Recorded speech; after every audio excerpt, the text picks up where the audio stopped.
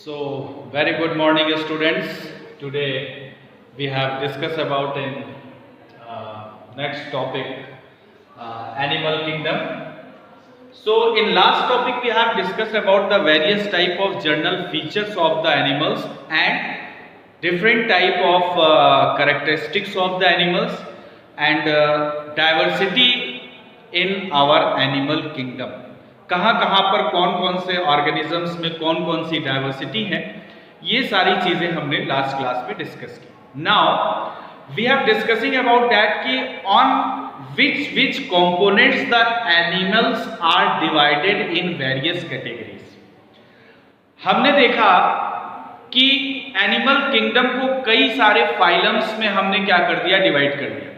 ठीक है, मतलब द इनिशियल या first phylum of the animal kingdom is the Porifera and after the completion of the phylum chordate that is in the class of mammals. यहां तक हमने बहुत सारे वेरिएशंस देखे, बहुत सारे डाइवर्सिटी देखी और हमें ये पता चला कि ऑर्गेनिजम्स में बहुत सारी डाइवर्सिटीज होती हैं. लेकिन अब हमें यहां पर यह स्टडी करना है कि on which components we can divide the organism and what is the basis of the classification. ठीक है, तो बेटा अगर हम बेसिस ऑफ क्लासिफिकेशन की बात करते हैं तो हमारे पास 7 बेसिस हैं जिसपे हमने ऑर्गेनिजम्स को क्या किया है, क्लासिफाइड किया है.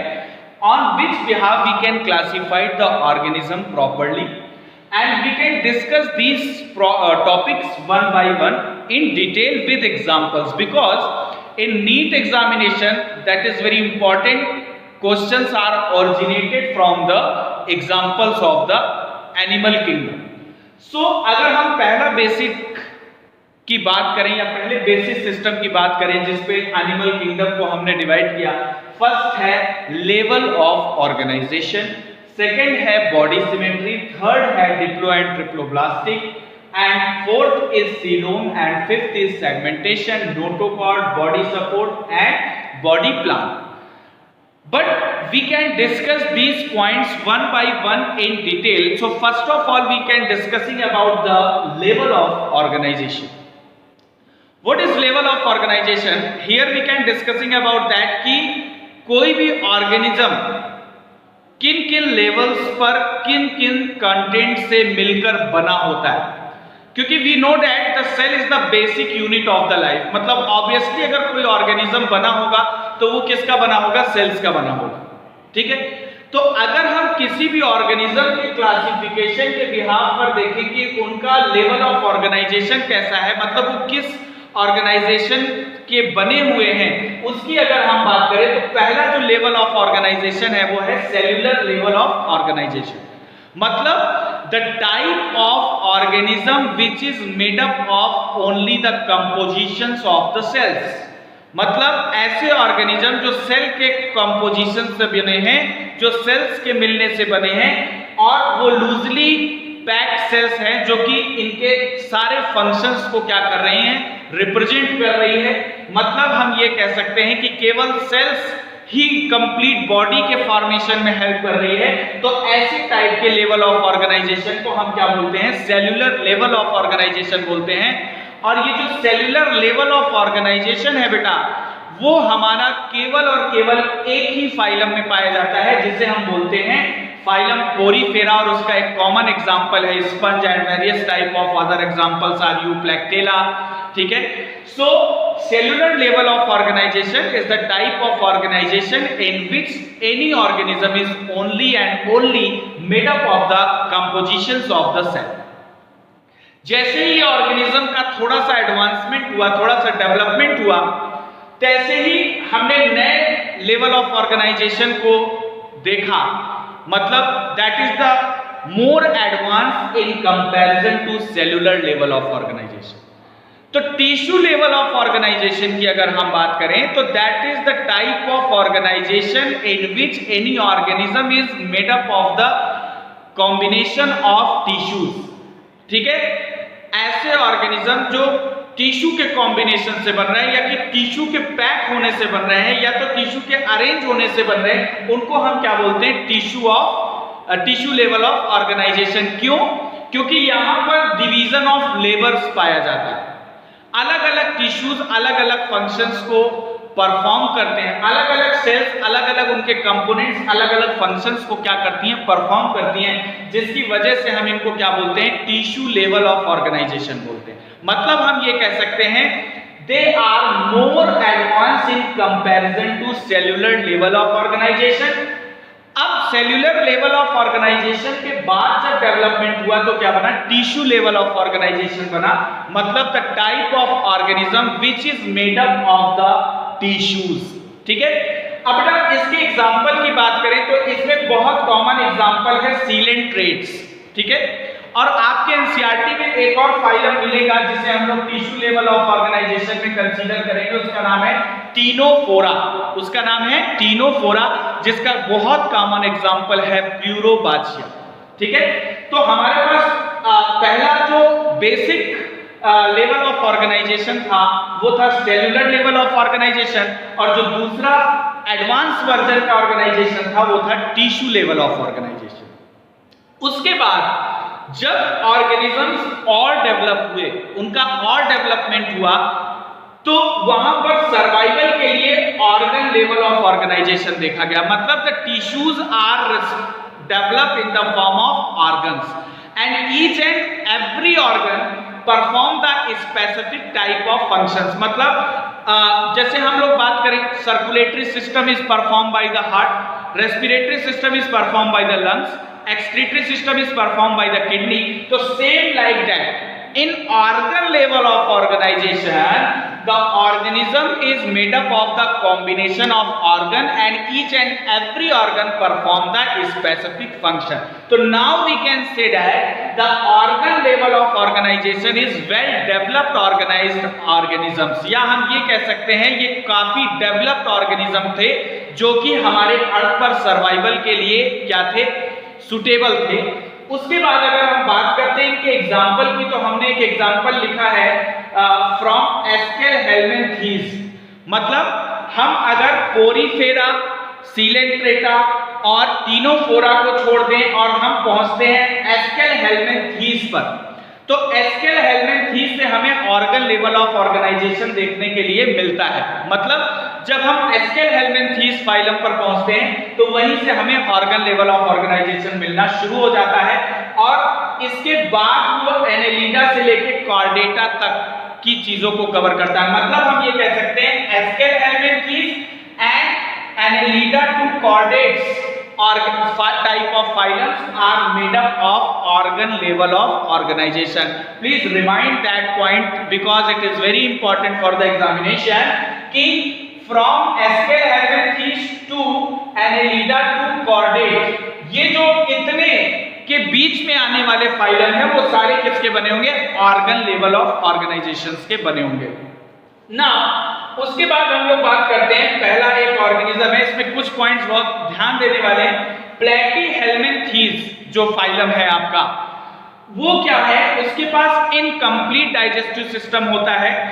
They have a incomplete digestive system. मतलब उनका कहने का ये है कि प्लेटीहेल्मिन्थीज में क्या है, इनकम्प्लीट डाइजेस्टिव सिस्टम होता है। इसका मतलब ये है कि इनमें माउथ और एनस जो दोनों कंटेंट्स होते हैं वो क्या होते हैं, कॉमन होते हैं। माउथ और एनस क्या है, दोनों ही कंटेंट कॉमन है, बट इनमें डाइजेस्टिव सिस्टम जो है वो इनकम्प्लीट देखने के लिए मिलता है, क्योंकि माउथ और एनस कॉमन कंटेंट है जिससे ये सारे काम होते हैं।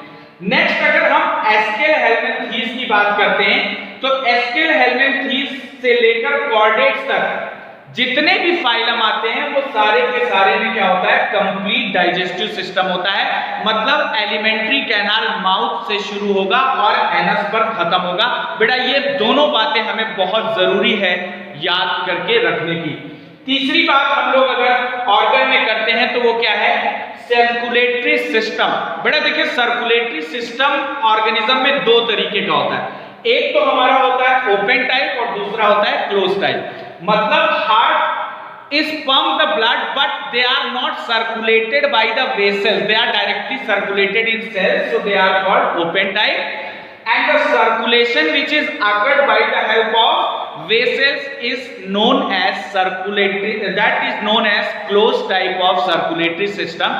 तो अभी आपको आगे ये सारे एग्जांपल्स देखने के लिए मिलेंगे कि किसमें ओपन टाइप सर्कुलेटरी सिस्टम्स होते हैं और किसमें क्लोज टाइप सर्कुलेटरी सिस्टम होते हैं। तो ओपन टाइप सर्कुलेटरी सिस्टम बेटा वो होते हैं जिसमें हार्ट पंप तो करता है लेकिन सेल तक ही पहुंचते हैं और उसमें वेसल्स का इन्वॉल्वमेंट नहीं होता है। क्लोज टाइप सर्कुलेटरी सिस्टम वो होते हैं जिसमें क्या है, वेसल्स का इन्वॉल्वमेंट होता है। तो there are the two type of circulatory systems are found in our animal kingdoms. Now इसके बाद जो हमें नेक्स्ट बात करनी है बेटा वो है बॉडी सिमेट्री की बात करते हैं। तो नाउ बेटा we are discussing about the body symmetry, ठीक है। That is the second basis of classification, body symmetry. तो बॉडी सिमेट्री के बारे में अगर हम लोग बात करते हैं, if we are talking about in the case of body symmetry, so in that symmetry we can discuss that कि if we can cut it down any organism, ठीक है, in two equal half, तो at which view they can divided into two equal half. तो in bilaterally symmetrical and radially symmetrical and asymmetrical we can discuss about that. तो अगर हम body symmetry की बात कर रहे हैं तो हमें यहाँ पर केवल ये बात करनी है कि किसी भी ऑर्गेनिज्म को क्या हम दो इक्वल पार्ट्स में डिवाइड कर सकते हैं, ठीक है। तो अगर वो दो इक्वल पार्ट्स में डिवाइड हो रही है तो उसे हम क्या बोल रहे हैं, बाइलैटरली सिमेट्रिकल बोल रहे हैं। बट कुछ ऑर्गेनिज्म बाइलैटरली सिमेट्रिकल नहीं होते, सर्कुलर होते हैं, स्फेरिकल होते हैं।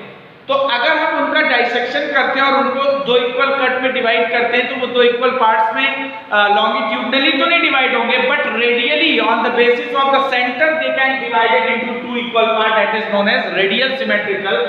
और एसिमेट्रिकल का मतलब ये है कि जहां पर कोई ऑर्गेनिज्म ऐसा हो जो दो इक्वल पार्ट्स में डिवाइड हो ही नहीं सकता। जैसे एसिमेट्रिकल की हम लोग बात करते हैं तो यहाँ पर आपको स्ट्रक्चर दिख रहा है, एसिमेट्रिकल स्ट्रक्चर दिख रहा है और इसका एग्जांपल है स्पंज।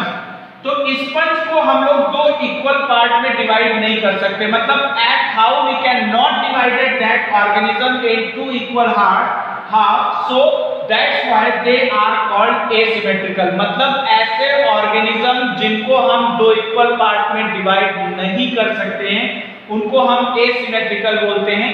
एसिमेट्रिकल मतलब ए का मतलब एब्सेंट, सिमेट्रिकल का मतलब symmetric. That means the asymmetrical condition, in the case of asymmetrical condition symmetry is absent, so that's are known as asymmetry. After that we have discuss about the radially symmetrical organism. Radially मतलब circular, कोई भी ऐसा circular organism है जिसे हम centre से divide कर सकते हैं दो इक्वल पार्ट्स में। मतलब when the organism is divided in two equal half from the centre, so that type of organism is known as radially symmetrical. और उसका बहुत ही कॉमन एग्जांपल आपको देखने के लिए मिलेगा एकाइनोडर्मेटा फाइलम का स्टारफिश, ठीक है। तो now we can say that कि if we cut it down the organism in two equal half from the center, so that type of symmetry is known as radial symmetrical। मतलब centre से उनको दो, जैसे आप एक बहुत कॉमन एग्जांपल देखते हैं, हमारे पास कार के जो टायर्स हैं, अगर उस तरीके का कोई ऑर्गेनिज्म है तो अगर हमें दो इक्वल हाफ में डिवाइड करना है तो उसे हम सेंटर से दो इक्वल हाफ में डिवाइड कर सकते हैं जिससे वो दो इक्वल हाफ में डिवाइड हो जाएगा। तो ऐसे ऑर्गेनिज्म जिसे हम सेंटर से डिवाइड करने के बाद टू इक्वल हाफ में डिवाइड करेंगे उसको हम क्या बोलते हैं, रेडियल सिमेट्रिकल ऑर्गेनिज्म बोलते हैं। After that we can discuss about the bilaterally symmetrical. Bi means two, symmetrical ना सिमिलर पार्ट, मतलब जैसे ऐसे ऑर्गेनिज्म जो सेम मिरर इमेज फॉर्म करते हैं, मतलब आप उसको जैसे ही देखेंगे वो वैसे ही दो इक्वल पार्ट्स में डिवाइड हो जाएंगे, तो उनको हम क्या बोलेंगे, बाइलैटरली सिमेट्रिकल। मतलब the type of organism in which we can divided the body in two equal halves, so that is known as bilaterally symmetrical। और जितने भी हायर ऑर्गेनिज्म हैं, ठीक है, ये सारे के सारे और हायर ऑर्गेनिज्म क्या होते हैं, बाइलैटरली सिमेट्रिकल होते हैं और दो इक्वल हाफ में डिवाइड हो जाते हैं। जैसे कि हम एक कॉमन एग्जांपल की बात करते हैं, प्लनेरिया, ठीक है। That is the picture of the planaria and and that planaria is easily divided into two equal half, मतलब इनकी बॉडी का जो पार्ट इसमें डिवाइडेड है वही सेम पार्ट क्या होगा इसमें भी डिवाइडेड होगा। तो in that condition they are known as bilaterally symmetrical, इसलिए इनको हम क्या बोलेंगे बाइलैटरली सिमेट्रिकल बोलेंगे। अच्छा, दूसरी चीज यहाँ पर बेटा बहुत इंपॉर्टेंट ये है कि हमारे पास बच्चे जब भी आते हैं तो कंप्लेन करते हैं कि सर ये इंटीरियर व्यू में प्रॉब्लम आती है, पोस्टीरियर व्यू में प्रॉब्लम आती है। तो ये व्यू का कॉन्सेप्ट हम कैसे क्लियर करें सर, हमें थोड़ा सा इसके बारे में बताइए। तो इस बारे में बेटा हमें बात करने के लिए सबसे पहले ये जानना है कि एंटीरियर व्यू क्या है। ठीक है, ये हमारे पास एक सिस्टम है, इसको हम आगे से ऐसे फ्रंट से देख रहे हैं। ठीक है, तो अगर हम इस सिस्टम को फ्रंट से देख रहे हैं तो that is the view of anterior view. ठीक है, अब अगर हम इसको पीछे से व्यू को रिप्रेजेंट कर रहे हैं, इस व्यू को पीछे की ओर से देख रहे हैं तो that is known as posterior view. इसको हम हिंड या रेयर व्यू बोलते हैं। क्या बोलते हैं? हिंड या रेयर व्यू बोलते हैं। दूसरा चीज क्या है इसमें हम लोग बात करते हैं तीसरी चीज की, एक डॉर्सल। डॉर्सल का मतलब ये मैंने ये पार्ट कर दिया, तो अब इसको ऐसे लेटा दिया, तो ये जो नीचे वाला पार्ट है इसको हम लोग क्या बोलते हैं डॉर्सल पार्ट बोलेंगे। ये जो लोअर व्यू होगा, जैसे आप एलिगेटर्स देखेंगे तो एलिगेटर सरफेस पर इस तरीके से सिचुएटेड होता है, तो ये जो इसका नीचे वाला पार्ट है that is the type of dorsal part, और ऊपर वाला जो पार्ट होगा वो क्या होगा वेंट्रल पार्ट होगा। The upper side is the known as ventral part. अब देखिए कोई ऑर्गेनिज्म ये खड़ा है, ठीक है, और आप इसे इस साइड से, जैसे मैं इस तरीके से खड़ा हूं और मुझे कोई इस तरीके से ये वाला पार्ट रिव्यू देख रहा है, तो उसको हम लोग क्या बोल रहे हैं लैटरल साइड बोल रहे हैं। ठीक है, तो लैटरल का मतलब क्या हो गया साइड व्यू, लैटरल का मतलब क्या हो गया साइड व्यू।